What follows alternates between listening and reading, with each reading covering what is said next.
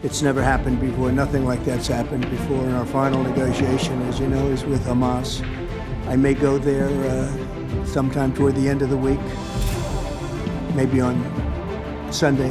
The Secretary of State saying that we're very close to a deal in the Middle East, and they're going to need me pretty quickly.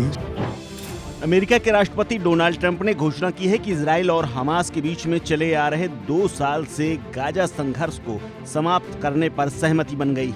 Trump ने कहा है कि उनकी शांति योजना के पहले चरण पर सहमति व्यक्त कर दी गई। इस समझौते के तहत कुछ बंधकों और कैदियों की रिहाई होगी, साथ ही कुछ शवों का भी लेन देन होगा। इस बीच में ट्रंप ने अपने सोशल मीडिया अकाउंट पर लिखा, यानी इसका मतलब ये है कि सभी बंधक बहुत जल्द रिहा हो जाएंगे और इजराइल अपनी सेनाओं को पहले चरण के तहत सहमति से निर्धारित क्षेत्र में वापस ले जाएगा। सभी पक्षों के साथ निष्पक्ष व्यवहार किया जाएगा। ये एक मजबूत, स्थायी और शाश्वत शांति की दिशा में पहला कदम है। दरअसल इजराइल के प्रधानमंत्री बेंजामिन नेतन्याहू ने सोशल मीडिया पर कहा कि ईश्वर की कृपा से हम सभी बंधकों को घर लाएंगे। वहीं हमास ने भी स्पष्ट किया है कि समझौते के तहत इजरायली सैनिकों की वापसी तय हो गई है और मानवीय सहायता के साथ साथ बंधकों और कैदियों का आदान प्रदान शुरू हो जाएगा। हमास ने ट्रंप और मध्यस्थों से अनुरोध किया है कि इजराइल इस समझौते के सभी प्रावधानों को बिना किसी देरी के लागू करे।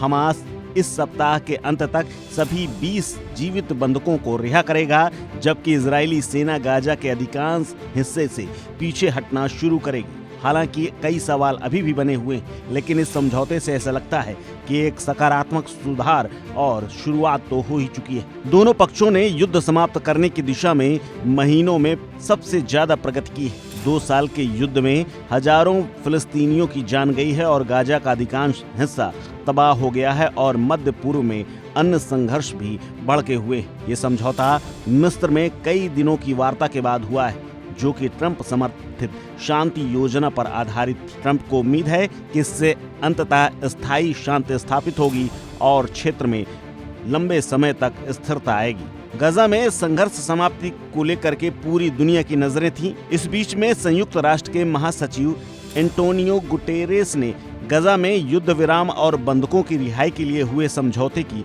घोषणा का स्वागत किया है। गुटेरेस ने एक्स पर पोस्ट किया कि मैं अमेरिका, कतर, मिस्र, तुर्की के कूटनीतिक प्रयासों की सराहना करता हूं, जिन्होंने इसे संभव बनाया। मैं सभी संबंधित पक्षों से अपील करता हूं कि वो समझौते की शर्तों का पूरी तरह से पालन करें। इसी बीच में इजराइल की मीडिया ने अब लिखना शुरू कर दिया है कि नेतन्याहू वही करेंगे जो ट्रंप कहेंगे, यानी ट्रंप जो कहेंगे उसे नेतन्याहू को मानना ही पड़ेगा, क्योंकि इस शांति समझौते के अगुवा डोनाल्ड ट्रंप ही हैं। लेकिन इसी बीच में सवाल ये भी खड़ा हो गया है कि आखिर उस शांति नोबेल पुरस्कार का क्या, जो कि अब घोषित होने शुरू हो चुके हैं। अगर ट्रंप के तमाम शांति समझौतों पर मुहर लगने के बाद भी उन्हें नोबेल नहीं मिला, तो फिर ट्रंप की प्रतिक्रिया क्या होगी, ये देखने वाली बात होगी। इस खबर में फिलहाल इतना ही। अपडेट्स के लिए बने रहिए वन इंडिया हिंदी के साथ। Subscribe to One India and never miss an update. Download the One India app now.